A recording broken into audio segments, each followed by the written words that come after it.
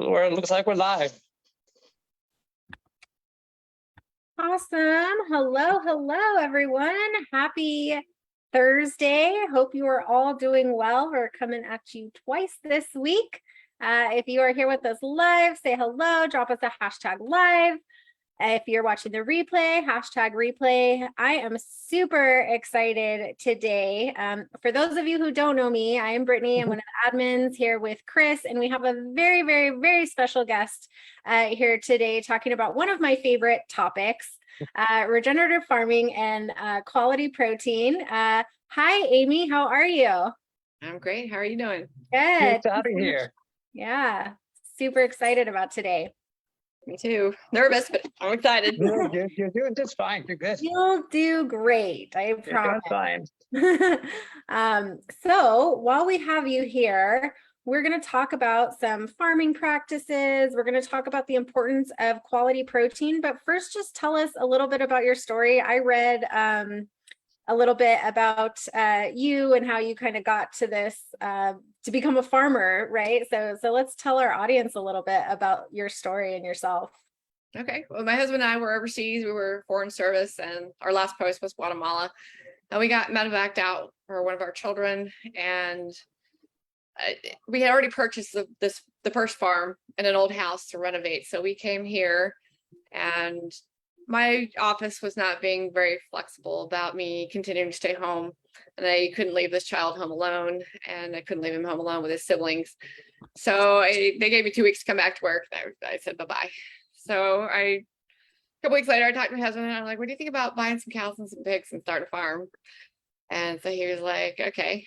And I think he thought we were going to homestead for a little bit, but it quickly turned into something else.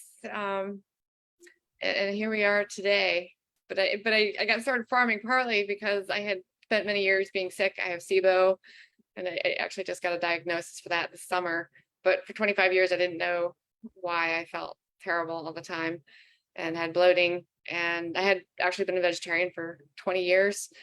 I gave that up in 2012 or 2013 and started eating meat.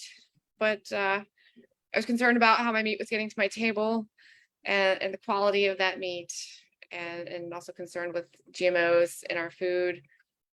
So that was really what drove me to start producing meats. Absolutely. I can definitely understand that. That's so important, the quality of the animal and what they're fed. And, we discussed a little bit before hopping on here live about, kind of a question that was asked in the group today about chickens and what they're fed. And then, the topic of, okay, with our food allergy tests, what eggs are they using for these food allergy tests that everybody's reacting to? Are these, pasture raised, well-fed chickens, or are those confined chickens getting GMO feed? Maybe that's what we're reacting to. Because I know you and me both would love to reincorporate eggs again. I know, I wish, but my worry is that the eggs I was tested for were contaminated with other things that I know bother me, or they're just from unhealthy animals, Absolutely. The same with dairy. You get tested for dairy, and is it really dairy that's bothering you, or is it highly processed dairy, or dairy that's fed leftover bread or candy or other garbage? Right. Yeah. So tell us a little bit about the difference between how you raise the animals and what you feed the animals, and like what conventional, where you go into like the big grocery stores and like what you see there. What is the difference between what you do and what they do? Well, we raise our animals entirely on pasture. We also raise heritage breeds, which grow more slowly. It takes our beef 2.5 years, sometimes 3 years to finish. We raised American milking Devons. They were the first cattle brought over by the British in like 1623. And they were triple purpose breeds. They're actually used as oxen as well, and they can be milked. But they taste great. They do not taste like Angus, even grass-fed Angus. They taste different from. The mouthfeel is different, texture is different, everything's different. So they're born on pasture. They rotate around our paddocks, spend their entire lives outdoors. And the pigs, kind of moving towards purchasing pork from other people, but we just recently had a litter of piglets, and they're all born outside in the woods. And usually they're in clear-cut areas that we're trying to rehabilitate and turn into pasture, but they usually have access to some pasture areas and some wooded areas. But they are born there and spend their entire lives there. They have a portable shelter in the winter. In the summer, they don't really need anything. And they just pile up or sleep next to each other. They're very social animals. They like to be together. And Mama Pig will nurse her piglets through 3 months, whereas in confinement, they're kept with mom for 3 weeks. Mama's kept in a gestation crate, which is designed to prevent her from laying on piglets. So it is effective from that point of view, but it's a pretty miserable life when the mama pig is restricted to standing and laying, and there's no moving around, no turning around, and you've got 3 weeks of that for every birth cycle. Plus, they can be bred more often. If they're only nursing piglets for 3 weeks, they can be bred again 3 days after they're weaned. So in a commercial setting, if a pig has piglets every 3 months, 3 weeks, and 3 days, so let's say every 4 months a pig can have piglets, that's 3 litters some years for a pig. And spend that time locked up like that while you're nursing piglets, I can imagine it's a pretty miserable life. That's very interesting and a very basic but important question. When you go to the store, food store, supermarket, etc., you see cage-free, pasture-raised, and there's a couple of the labels, I believe. What are the differences? Because I know cage-free might sound good, but they're still within a big piece of metal architecture, trapped in with 5,000 other chickens. So what's the kind of difference there? I honestly haven't researched all that. There's all these humane certifications and there's different levels of it. And I think it's kind of misleading for the consumer because there's level 1 to level 5. Okay. And so what I'm doing is probably level 5, except for that I castrate. And I think at level 5, you're not allowed to castrate your animals. And it depends on who's doing your certifications. But I'm not sure on those labels, they specify which level of that all the time. And so it can be somewhat misleading because level 1 and level 5 are extremely different. And I honestly haven't done a lot of research on that. It's very expensive for a small farmer. And for what I would have to charge to pay for that, I don't believe that a lot of those certifications are worth it. My opinion is that you need to meet your farmer, you need to tour the farm, you need to see for yourself how the animals are raised, check out the feed bags, see what's on the label. And it really is consumer verification. Pasture basically means they're living off the land, so they're not in a metal structure, so to speak, correct? Right. So mine are. Okay, cool. Yeah. Awesome. And they're under less stress too, because I know if the cattle or chickens under stress, that stress might get into the tissue and affect us, so to speak. Yes, it does, and it can actually reflect the flavor and the texture on a stressed animal. Yeah, absolutely. And that fear, I think too, that level of stress carries on to us and our bodies, and just like the nutrients that they consume pass on to us. I think that that level of stress and those feelings, I think can pass on to us too. So I love what you said about getting to know your local farmer. I think that's so important, and something that if we really want to change the way farming is done and the way these large corporations are just ruining our farmland, farmers are, like we talked about, wanting to retire, their kids don't want to take over because it's not very profitable, but we need good quality food to eat. And I think that's part of a bigger agenda of them, wanting us to eat these freaking foods anyways to keep us sick and unhealthy. But, no matter where you are in the country, in the world, like there's likely a farmer near you that has what you need for your family. And it might be a little more expensive, but the quality and what you're putting into your body, and that you're supporting small business, that you're supporting other families and doing that, I think is so important. It is. And if you look at the French, for example, they spend, I think, more than twice as much as Americans do on food. Their healthcare is less than half what ours is. And that it says it all.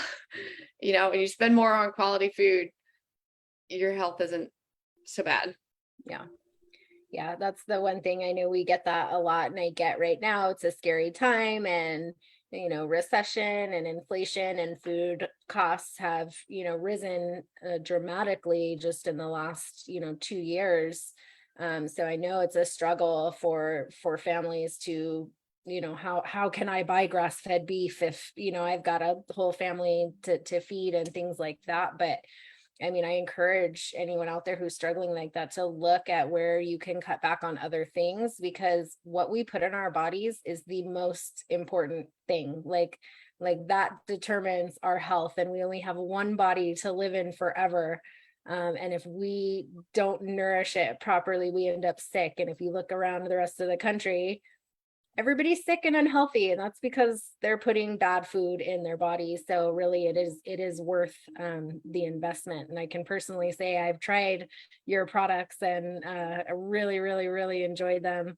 Not even a huge pork eater, but some of the best pork chops that I've ever eaten. The sausage was delicious, the ground beef was just juicy and really good. And you can definitely tell the difference between good quality protein and something that you get at the grocery store that's not, I mean, just flavor, texture, all of it, like you were mentioning. It's all different. Well, and here's the thought too. If I don't advertise this too much, maybe it's something I should advertise more, but if you can't afford it, talk to your local farmer and ask what you can do for the farmer and work a trade out. I have several customers that come down here and they'll help me build fence or take down fence, and we trade for meat. I give them credit in the store, and it's a win-win for everybody. That's a great idea. That is, and that's something that everybody used to do too, right? Like, let's barter, let's trade, let's see what we can do for each other so that we can all rise up together, so that we can all be healthy, so that your business can be supported, so that they can feed their families good quality food. That's a wonderful idea, actually. I love that. I just traded half a cow for the guy that picks my truck. So That's pretty cool. Well worth it. I'm gonna need some mechanic skills. Yep. So tell us a little bit about, okay, so we know the difference between like how they're raised. What is the difference other than like that flavor, that texture, in the quality of these animals that are raised in the way that you raise them versus those conventionally raised animal products? Do we see a difference in like nutrient content, fatty acids, things like that? Yes, I made some notes on this. There's some good studies from Dr. Stephen Van Vliet from the Department of Nutrition, Dietetics, and Food Scientists at Utah State University. And I believe this was part of his study, but he reports that grass-fed beef has higher amounts of omega-3 fatty acids. B vitamins are typically 2 to 3 times higher. Niacin up to 9 times higher in grass-fed beef. Overall, it's higher in the good fatty acids, higher in key phytonutrients, vitamins, minerals. It's even been found to have higher quantities of protein, about 13% more protein. It does tend to have less fat than your grain-fed beef, but it's a higher quality fat. Let's see, I've got double the vitamin E, 2.4 times the vitamin K. Let's see, and about 20% more iron. And of course, the iron in animal products, animal meat, animal sources is more, what's the word? Bioavailable. Yeah. Bioavailable to your body. And so you literally can eat less of this and get more protein than you would have to eat of grain-fed beef from the grocery store. But there's another interesting note I have here about the muscle structure of grass-fed beef actually resembles that of an elite human athlete, while as the muscle of a grain-finished beef shows signs of metabolic health decline. I thought that was interesting. And given that in general, steers in the US are slaughtered, when grain-fed, they're slaughtered between 12 and 18 months. So you're talking a very young animal that's already experiencing, metabolic health concerns. Yeah, that is crazy. So even though you're, paying a little bit more for the higher quality, you're getting more vitamins and minerals. So, hey, maybe you don't have to supplement as much. You're getting more protein, so you don't need to eat as much. And I find with me, and we kind of discussed this, both of us kind of don't do a lot of legumes or grains or things like that. I don't eat a lot of food. Like my food is very nutrient dense. I do focus very highly on protein and making sure that I have adequate protein so that I'm satisfied. But I don't like, I think when I used to eat, you know, a conventional standard American diet before, you eat a lot more because you're eating a lot of junk and your body isn't getting the nutrients that it needs. So your body's like craving more food to get nutrients, but you're not getting the right nutrients because you're not feeding it properly. And I think when I, you know, focus on organic chicken and grass-fed beef and bison and things like that, like I eat a lot less. So my grocery bill doesn't seem like it's that much more to me, but at least that's, you know, me personally. I eat a lot less than I used to when I had a standard American diet. Yes, and it's interesting you said it because I find I think I actually spend a lot less at the grocery store, and I go pretty infrequently because I have a garden here as well, and so I don't need much. You know, I've obviously this is my store that I'm sitting in, it's full of meat. I have, it's been years since I purchased meat anywhere else, but Yeah, I wish I definitely had that. I mean, that's one of my goals is to have a little homestead and to have a couple cows. And when I was a kid, my grandparents lived in Colorado and they raised cattle. And you know, they would slaughter one every year, and then, you know, it would be in the freezer, and that's what we would eat. And then when my mom was a kid, they had a chicken farm, which is why to this day my mom still does not like chicken. I know that those can but my friend always says they're called fowl for a reason. yeah, and interestingly, chicken doesn't seem to have the same nutritional value as red meat. No, and people always are like, oh, chicken's healthy, but really the chicken is very high in omega-6s, which is not necessarily a bad thing, but our diets typically are already so high in omega-6s and so low in omega-3s that increases inflammation in the body. And Chris knows what's my favorite protein, Chris? Good steak. Yeah, Absolutely good steak. I got him to eat a steak with me while he was Yeah. here. It was good. It was really good. Yeah. You can't go wrong with steak. Yeah, I love a good steak. So tell us a little bit about some of the products and things that you offer. And so obviously we have grass-fed beef, most every cut. And I just made today 3 batches, well, today and yesterday, 3 batches of beef sausages from our own grass-fed beef. So I did a spicy Sicilian, and that one is a little bit hot. I did a chorizo, you know, perfect for your tacos or with your eggs if you're eating eggs. What else did I do? I did a beef breakfast sausage. So I'm hoping those go over well. I have a lot of customers that don't eat pork, or they don't eat a lot of pork, and so I'm hoping that these new beef sausages will go over well. But besides that, we do pasture/forested pork. Our pigs are soy-free. They do get some peanuts. Peanut is an inexpensive alternative to soy. The general alternative is fish meal, which I'm not sure how sustainable that actually is if everybody were to feed that, and it's terribly expensive.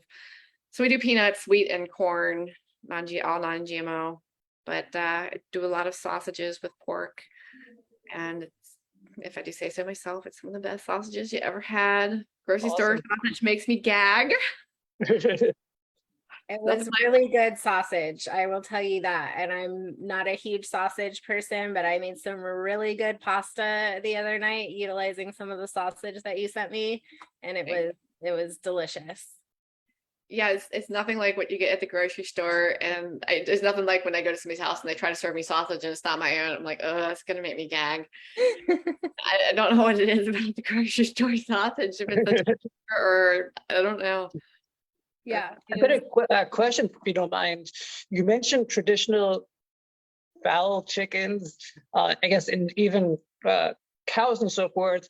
It's like, they grow to like 18 months old using eating grains, and then they kind of fatten them up. What is a life cycle like for a non-grain fed animal, so to speak? Is there like 2 years, 3 years? Like, what's a big difference there? For me, it takes 2.5 to 3 years. I know there's some producers out there finishing in 18 months, and they've mastered the genetics. They're planting annuals for their animals to graze, and they're feeding haylage, which is basically a fermented hay. It's wrapped in plastic, and it's like sauerkraut for cows, I guess. They're feeding Interesting. those things to push them along a little bit faster. But they are also, people that are producing them faster are doing more of the commercial breeds like Angus or Hereford, and those animals just, they finish faster. And my animals just don't finish that quickly. So just life cycle here, you're born, you spend 8 to 10 months with mom. I try to wean by 10 months. Wean earlier if mama's looking like she's losing too much weight. Occasionally, especially with an older cow, she needs to be weaned earlier. Usually, the young heifers will end up back in the same pasture with mom, and I see family groups. We'll see 3 or 4 generations that hang out together. And some animals just form a really strong bond with their cows. Others are not great mamas, just like some people. But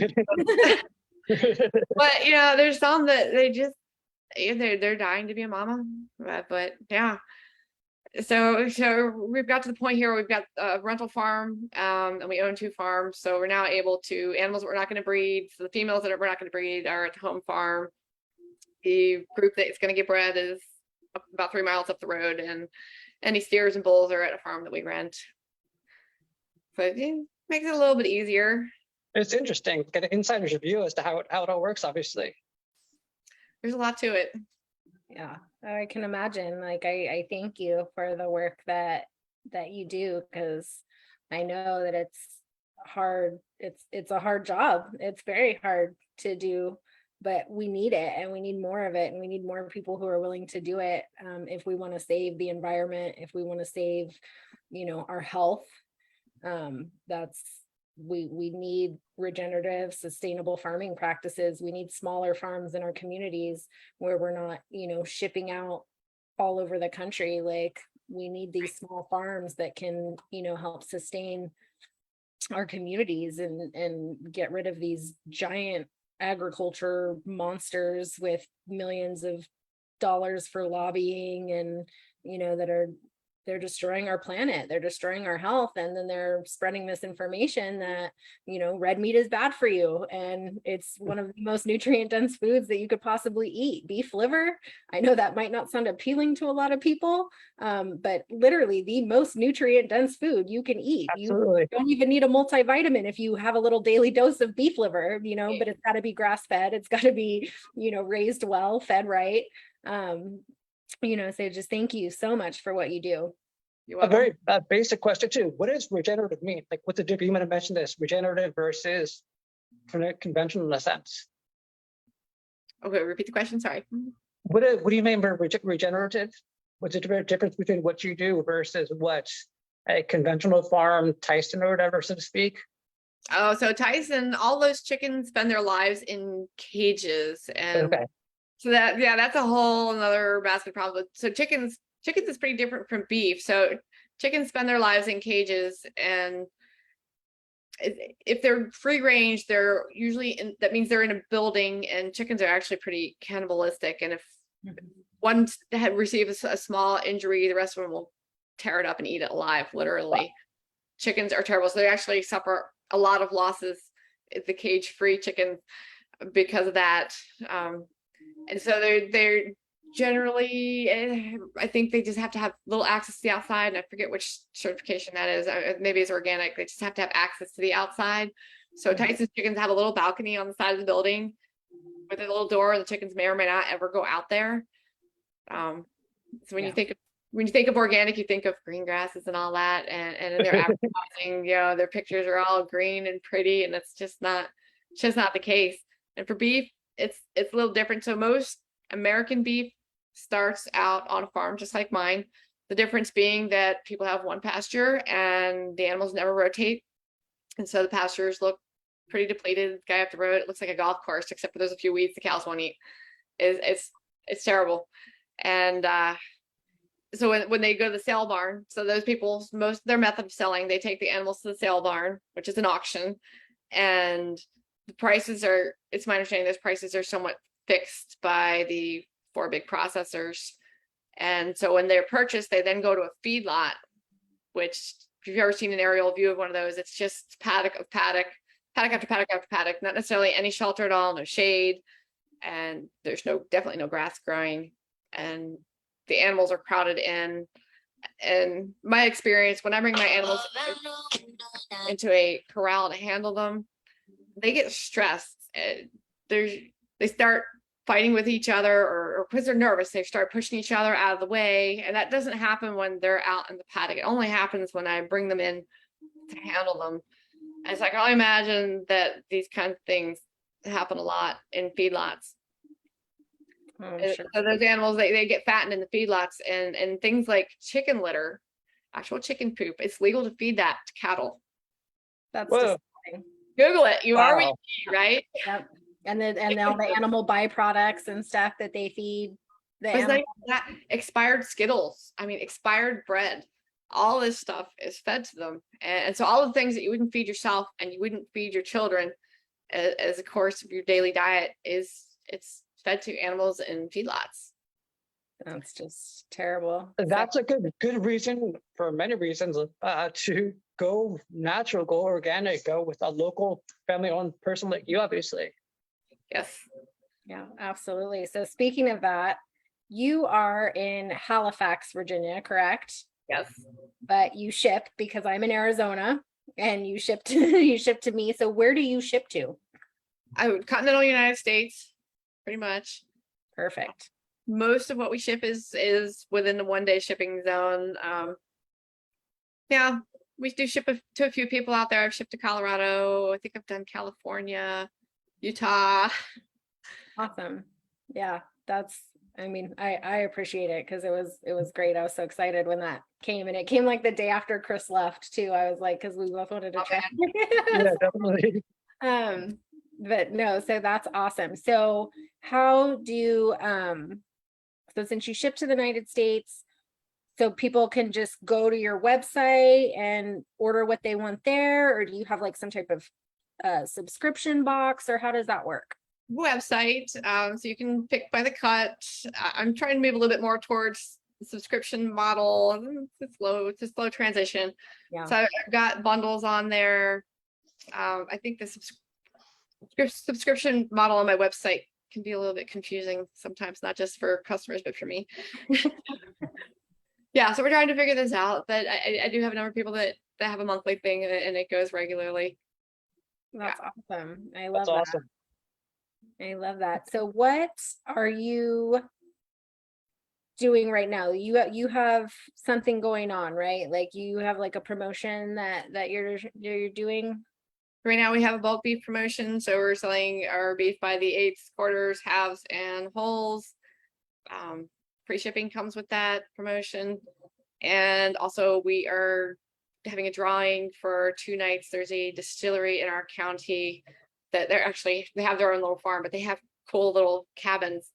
Cool. So I'm giving away 2 nights at the distillery and a farm tour here.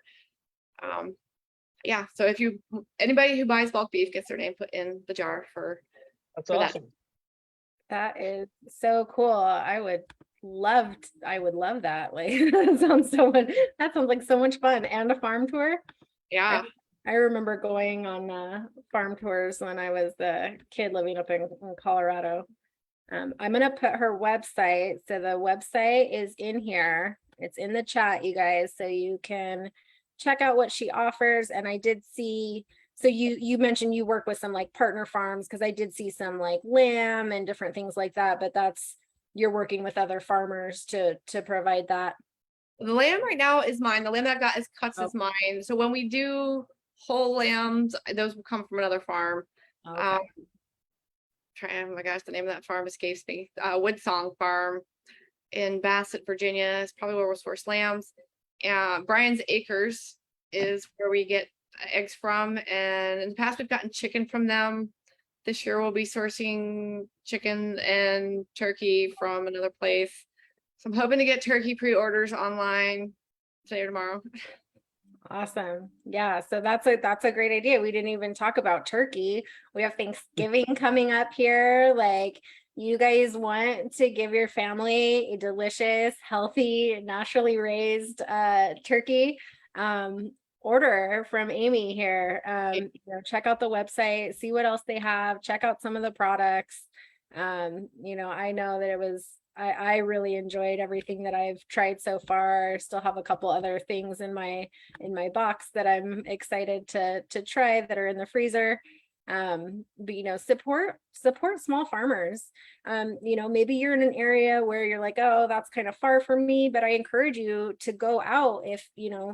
Go out, find your local farmer, find the farmer in your area. A great resource for that is eatwild.com. Cool, awesome. I have found it is the best listing that I've found in the country. If somebody's found a better one, let me know. But it's the best listing, most complete listing in the country for farmers like me. And it's a little bit, the website's a little bit clunky, but they do have a map feature, so you can pull up your state and it'll be a little dot where all the farms are, so you can find what's close to you and see what they're growing. But they also have an alphabetical list that's really long, so there's probably 150 farms for my state. And yeah, but Cool. they are hands down the That's best awesome. place to find it. That's really cool. Yeah, I put that in the chat as well. If you guys have any questions, you're watching the replay, feel free to drop those. We will get back to you. I've got Amie's website linked here. We've got that Eat Wild website linked here, so you could find something in your local area as well. Anything else before we let you go, Amie? I have a quick question, actually. Do you grow all year round? Not grow, but as far as raise and produce and so forth? I think you're asking, do I process your own? So beef, Yeah. I try to get all the processing that I can in before Christmas. Beef isn't as good on hay. They don't put on weight as well on hay, and it's certainly not putting on fat on hay. So right now we've still got grass, and with the second farm purchase, I'm hoping to get through until maybe February without putting out hay. That might be overly optimistic, but on some of our farms, I think I will be able to get through to February without putting out hay, which means they would be on hay February to March. So I try not to process when they're on hay. So there'll be a few months in the spring when I'll start processing again, probably end of June. Cool, awesome. And pork's a little easier because they're supplemented with feed, so it's easier to process pork year round.